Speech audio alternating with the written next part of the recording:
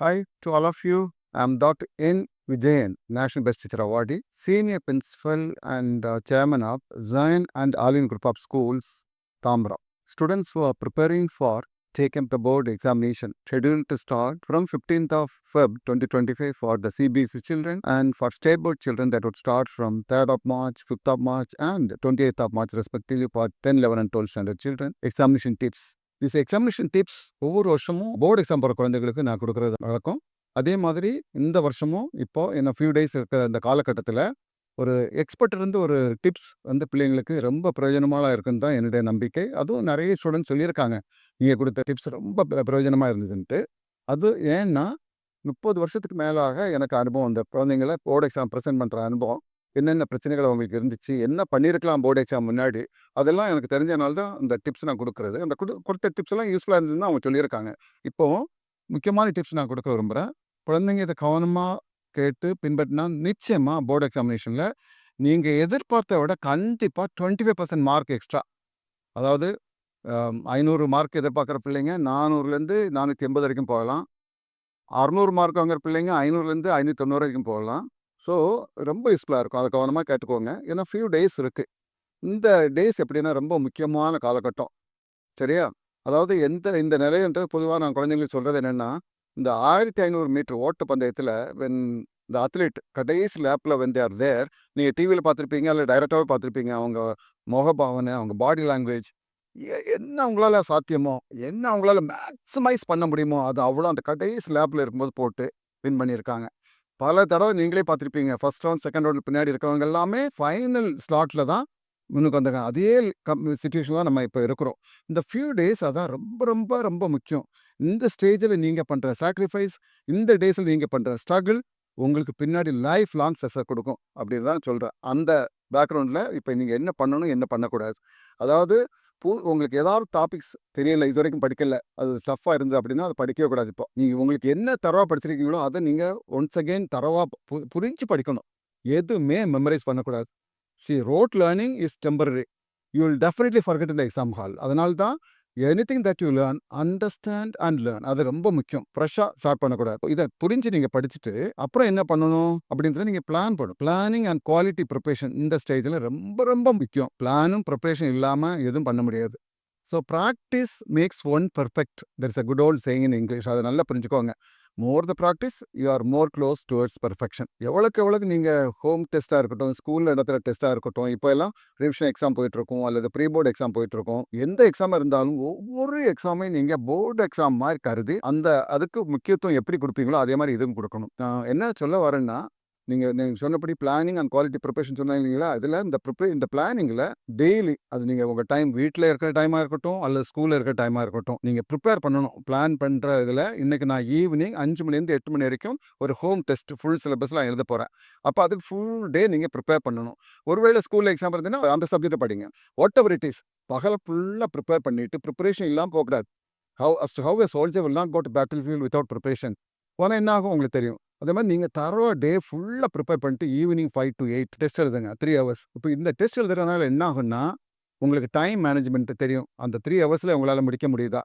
ரெண்டாவது ஒரு ஆக்குரசி வரும். ஆக்குரசி என்னென்னா, ஒரு வேளை இதில் தப்பு பண்ணுவீங்க. தப்பு பண்ணால் புக் எடுத்து ஓப்பன் பண்ணி அந்த தப்பை கரெக்ட் பண்ணுறதுக்கு உங்களுக்கு வாய்ப்பு. டீச்சரும் உங்கள் கூட டிஸ்கஸ் பண்ணி அந்த மிஸ்டேக்கை ரெக்டிஃபை பண்ணுறதுக்கு வாய்ப்பு. இது போர்டு எக்ஸாம் கிடையாது. ஒன்ஸ் டன் தான். ஸோ அந்த சுச்சுவேஷனில் வருத்தப்படுறத விட, ரிக்ரெட் பண்ணுறத விட, இப்போமே நீங்கள் நிறைய டெஸ்ட் எழுதினீங்கன்னா நான் சொன்னபடி உங்களுக்கு டைம் மேனேஜ்மெண்ட் வரும். அதே மாதிரி மிஸ்டேக் ரெக்டிஃபை பண்ணிங்கன்னா என்ன ஆகும், போர்டு எக்ஸாமினேஷனில் நீங்கள் இப்போ ஹோம் டெஸ்ட்டாக இருக்கட்டும், ஸ்கூல் பேஸ்ட் டெஸ்ட்டாக இருக்கட்டும், டெஸ்ட் ஆஃப்டர் டெஸ்ட் எழுதி அந்த மிஸ்டேக் கரெக்ட் பண்ணிங்கன்னா போர்டு எக்ஸாம் இதே மாதிரி தான் இருக்கும். தப்பு இல்லாமல், மிஸ்டேக் இல்லாமல், நான் சொன்னபடி 500க்கு 499 எடுக்கலாம் அல்லது 600க்கு 599 வரைக்கும் எடுக்கலாம். இது வரைக்கும் ஒரு பெர்ஃபார்மன்ஸ் சரியில்லாத குழந்தைங்க கூட அச்சீவ் பண்ணலாம். என்ன வேணும் உங்களுக்கு இந்த நேரத்தில்? நான் சொன்னபடி success and sufferings. No pain. நீங்கள் சொல்லுங்களா, நோ கெயின். பெயின் இருந்தால் தான் கெயின், பெயின் இல்லாமல் கெயினே கிடையாது. ஸோ போர்டு எக்ஸாம் ப்ரிப்பேர் பண்ண குழந்தைங்க கண்டிப்பாக காலையில் 4 மணிக்கு நீங்கள் ரிவிஷன் ஸ்டார்ட் பண்ணி ஆகணும். அதுக்கு ரீசன் இருக்குது. சில பிள்ளைங்க சொல்லுவாங்க, அப்பா அம்மாவும் சொல்லுவாங்க, என்கிட்ட சொல்லுவாங்க, என் பையன் பொண்ணு ராத்திரி 1 மணி 2 மணி படித்தா சந்தோஷப்படுவேன். நான் சொன்னேன், ஃபேனு அல்லது ஏசியாக இருக்கட்டும், எதாக இருக்கட்டுமே, ஒரு மோட்டர் ஹோல் டே ஒர்க் பண்ணிச்சுன்னா அதுக்கு எஃபிஷியன்சி எப்படி இருக்கும்? ஈவினிங் டைமில் கடைசி நேரத்தில் ஸ்டார்டிங்கில் ஆர்பிஎம் நல்லா சுத்தம், அப்புறம் போக கம்மியாகிற மாதிரி தான் நம்ம பிரெயினும். டே டைம் ஃபுல்லாக ஆக்டிவாக இருந்துட்டு நைட்டில் எஃபிஷியன்சி கம்மியாக இருக்கும். அதனால தான் நான் என்ன சொல்கிறேன்னா 4 மணிக்கு எழும்பணும். 1 மணி நேரம் காலையில் படிக்கிறதும் சாயந்தரம் 3 மணி நேரம் படிக்கிறதும் ஈக்குவல், நல்லா புரிஞ்சுக்குவாங்க. ஸோ அதனால் காலையில் 4 மணிக்கு எழும்பி படிங்க. நான் 4 to 7 அந்த 3 ஹவர்ஸ் 9 ஹவர்ஸ் நீங்கள் போடுற எஃபர்ட்டுக்கு ஈக்குவல். அதில் நீங்கள் தரவை ரிவைஸ் பண்ணிடலாம் அன்றைக்குள்ள எக்ஸாமினேஷனுக்கு. ஸோ எக்ஸ்ட்ரா குவாலிட்டி ஹவர்ஸ் வீட்டில் க்ரியேட் பண்ணணும். No pain no gain.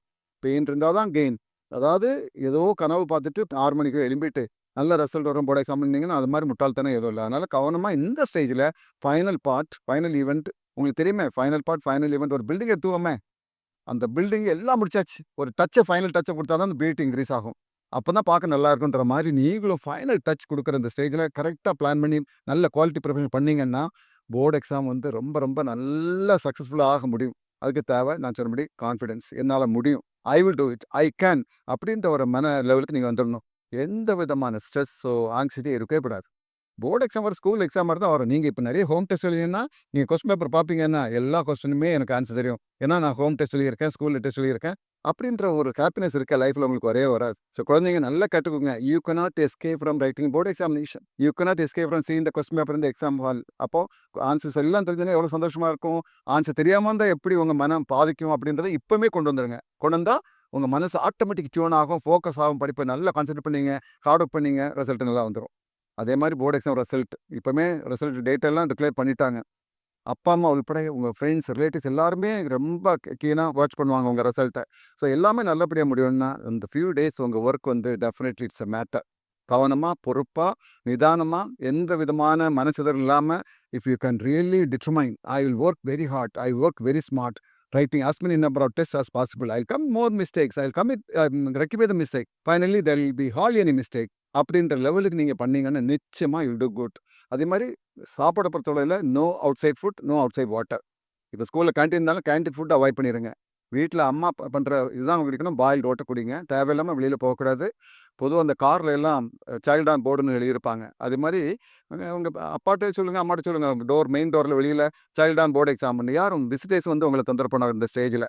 So ஸ்கூலுக்கு ரெகுலராக போங்க, டவுட்டை கிளாரிஃபை பண்ணி வாங்கிக்கோங்க, டீச்சர்ஸ் கைடன்ஸ் கேளுங்க. கேட்டிங்கன்னா உண்மையிலே எல்லாமே உங்களுக்கு ரொம்ப சாதகமாக இருக்கும் அப்படின்றது என் அனுபவங்க. அதாவது பொதுவாக ஐசியூவில் இருக்கிற ஒரு பேஷண்ட் வந்து அந்த ஸ்பெஷலிஸ்ட் டாக்டர் சொல்கிறது அப்சல்யூட் ஒபே பண்ணுற மாதிரி ஒரு ஒரு ஒரு எக்ஸ்பர்ட் நான் பேசுகிறேங்க. குருன்ற இடத்துல இருந்து குழந்தைங்க கவனமாக கேட்டுங்க. நீங்கள் if you follow my advice you'll feel the result, see the result and then you'll call me. So my best wishes. அப்புறம் போர்டு எக்ஸாம் டைமில் கூட கவனமாக இருக்க வேண்டியது. அந்த செக்லிஸ்ட் ஒன்று வச்சுக்கோங்க. கால் டிக்கெட்டு, 2 பென்னு, எரேசர், ஸ்கேலு, இந்த மாதிரி ஐட்டம் நீங்கள் பாரோ பண்ண முடியாது எக்ஸாம் ஹாலில். 1 ஹவருக்கு முன்னாடி போயிருங்க, இந்த ஐட்டம்ஸ் எல்லாம் இருக்கா பார்த்துக்கங்க. ஒரு 100 ml வாட்டரும் வச்சுக்கோங்க. இதில் உங்கள் எக்ஸாம் ஹாலுக்கு வந்துட்டு நல்லா கொஞ்சம் நேரம் வேணால் ரிவைஸ் பண்ணுங்கள். கடைசி 15 மினிட்ஸ் புக்கை தொடாமல் கீழே வச்சுருங்க. மைண்டு ஃப்ரீயாக இருக்கணும். எக்ஸாம் ஹால் பண்ணால் ப்ரேயர் பண்ணிட்டு போங்க. ப்ரேயர் ரொம்ப இம்பார்ட்டன்ட். டெய்லி நல்லா ப்ரேயர் பண்ணுங்கள். எந்த மதத்து குழந்தைங்களா இருந்தாலும் சரி, நல்லா ப்ரேயர் பண்ணுங்கள். அப்போ தான் இந்த fear of lord is a beginning of wisdom அப்படின்னு சொல்லுவோம்ல, அதே மாதிரி கடவுளுடைய அனுகிரகம் உங்களுக்கு கண்டிப்பாக தேவை. சிக்காயிடக்கூடாது, மைண்டுக்கு எந்த டென்ஷனும் வரக்கூடாது, படிப்பில் நல்ல ஃபுல் கவனம் இருக்கணும், கான்சன்ட்ரேஷன் பண்ணுறதுக்காக ப்ரேயர் பண்ணுங்கள். சரியா? பண்ணிவிட்டு எக்ஸாம் டைமுக்கு வாங்க. எக்ஸாம் ஹாலுக்கு வந்தாச்சு. நிதானமாக பொறுமையாக எந்த இது இல்லாமல், சில கொஸ்டின் உங்களுக்கு தெரியாமல் கூட, அதுக்கு ஆன்சர் தெரியாமல் கூட இருக்கலாம், பரவாயில்ல. தெரிஞ்ச கொஸ்டின் முதல்ல எழுதுங்க. கரெக்ட் கொஸ்டின் நம்பர் போட்டு கரெக்டாக எழுதுங்க. ஹேண்ட் ரைட்டிங் நீட்டாக இருக்கட்டும், space between the words and sentences கரெக்டாக இருக்கட்டும். ஏன்னா இம்ப்ரெஸ்ஸாக இருக்கணும். திருத்துறவங்க இதில் அவங்களை இரிட்டேட் பண்ணக்கூடாது. ஸோ டைம் மேனேஜ்மெண்ட் ரொம்ப முக்கியம். சில பிள்ளைங்க பெரிய லெங்த் கொஸ்டின் செலக்ட் பண்ணி எழுதிடுங்க. அது ரொம்ப டைம் ஆகும். நல்ல short questions, point paste questions, numerical sums, derivations, இது மாதிரி எல்லாம் தெரிஞ்சதை முதல்ல பண்ணி கரெக்ட் கொஸ்டின் போட்டு தெரியாத கடைசி ஒரு 1 ஹவர் வச்சு பண்ணலாம். ஆனால் கடைசி ஒரு 10 மினிட்ஸ் ரொம்ப இம்பார்ட்டன்ட். Minimum 10 minutes. அந்த 10 மினிட்ஸில் நீங்கள் 2 திங்ஸ் பண்ணணும். என்னென்னா, whether you answer for all the questions. ஒரு கொஸ்டின் கூட ஆன்சர் பண்ணாமல் இருக்கக்கூடாது. தெரிஞ்சதோ எதாவது எழுதி வச்சுருங்க. 2வது நீங்கள் எழுதுனதெல்லாம் கரெக்டாக அப்படின்னு செக் பண்ணணும். அந்த 10 மினிட்ஸ் கடைசியாக ஒதுக்கிடுங்க. ஸோ 15 மினிட்ஸ் முதல்ல கொடுப்பாங்க கொஸ்டின் பேப்பர் படிக்கிறதுக்கு. அதில் நீங்கள் பிளான் பண்ணணும். அந்த ஸ்டேஜும் ரொம்ப ரொம்ப முக்கியம். அந்த 15 மினிட்ஸ் கவர்மெண்ட்டில் கொடுக்குறது கொஸ்டின் பேப்பர் ரீட் பண்ணுறதுல உங்களுக்கு பிளான் பண்ணுறதுக்காக. அதை கவனமாக பொறுப்பாக செய்யணும்னு. அதுக்கப்புறம் லாஸ்ட் 10 மினிட்ஸ் வெளியில் வந்தப்புறம் எப்படி ஆன்சர் எப்படி இருந்துச்சு என்னென்னு யார்கிட்டையுமே டிஸ்கஸ் பண்ணாதுங்க. உங்கள் ஃப்ரெண்ட்ஸாக இருக்கட்டும், உங்கள் டீச்சர்ஸாக இருக்கட்டும். Straight you reach home. போன அப்புறம் நல்லா லஞ்ச் சாப்பிட்டு நல்லா தூங்கிடுங்க. தூங்கிட்டு ஈவினிங் ஒரு 4 o'clock வந்து 1/2 மணி நேரம் ஃபிசிக்கல் ஆக்டிவிட்டிஸ் நல்லா பண்ணுங்கள். ஃபிசிக்கல் ஆக்டிவிட்டி நல்லா இருந்ததுன்னா பிரெயின் ஆக்டிவாக இருக்கும். அடுத்த நாள் போர்டு எக்ஸாம் இல்லைன்னா night is open to you. எத்தனை மணி நேரம் படிக்கலாம். பட் அடுத்த நாள் போர்டு எக்ஸாம் இருந்துச்சுன்னா 9:30க்கு லைட் ஆஃப். ஏன்னா குட் ஸ்லீப் இருக்கணும். 6 to 7 ஹவர்ஸ் ஸ்லீப் இருக்கணும். காலையில் 4 மணிக்கு கிளம்பணும்னா 9க்கு தூங்கிடுங்க. 9:30 தூங்கிடுங்க. எழும்பி நான் சொன்னபடி ஸ்கூலுக்கு வந்துடுங்க. இல்லையா நீங்கள் நைட் உட்காந்து கூட படிக்கலாம், ஸ்கூலுக்கு வந்து டவுட்டை கிளாரிஃபை பண்ணலாம். இதே மாதிரிலாம் பண்ணலாம். ஸோ இந்த செக்லிஸ்ட்டை பார்த்துக்குங்க, பஞ்சுவாலிட்டி பார்த்துடுங்க. எந்த விதமான மனசிதறல் இல்லாமல் கவனமாக படிச்சிங்கன்னா டெஃபினட்டாக நீங்கள் எக்ஸ்பெக்ட் பண்ணுறதை விட நிறைய மார்க் வாங்கலாம். இன்னும் முக்கியமான point, every home test will help you to add 10 to 20 marks more than what you expect in the board examination. So my best wishes, dear children. I'll pray for each one of you, whether you are a student of government school, government aided school, metric school or CBSE school. I will continue to pray for all the children who would be taking up the board examination. Best of luck, dear children.